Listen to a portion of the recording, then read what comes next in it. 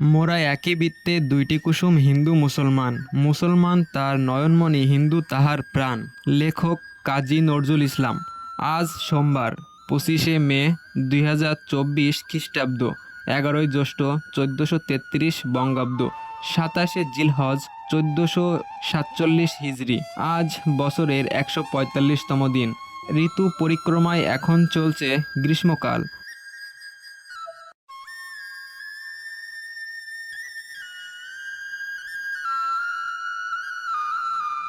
25শে মে জাতীয় বিশ্বকবি কাজী নজরুল ইসলামের 127তম জন্মদিন। তবে ইংরেজি তারিখের হিসাব অনুযায়ী তার প্রকৃত জন্ম তারিখ ছিল 24শে মে 1899 খ্রিস্টাব্দ।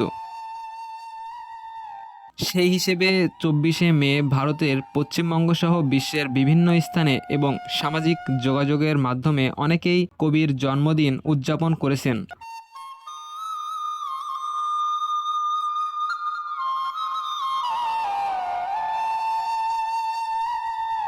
এবং কবির জন্মস্থান চুরুলিয়া, বর্ধমান, পশ্চিমবঙ্গ। তবে এখানে মজার বিষয় হচ্ছে বিশ্বকবি কাজী নজরুল ইসলাম আমাদের বাংলাদেশেরই কবি নামে পরিচিত।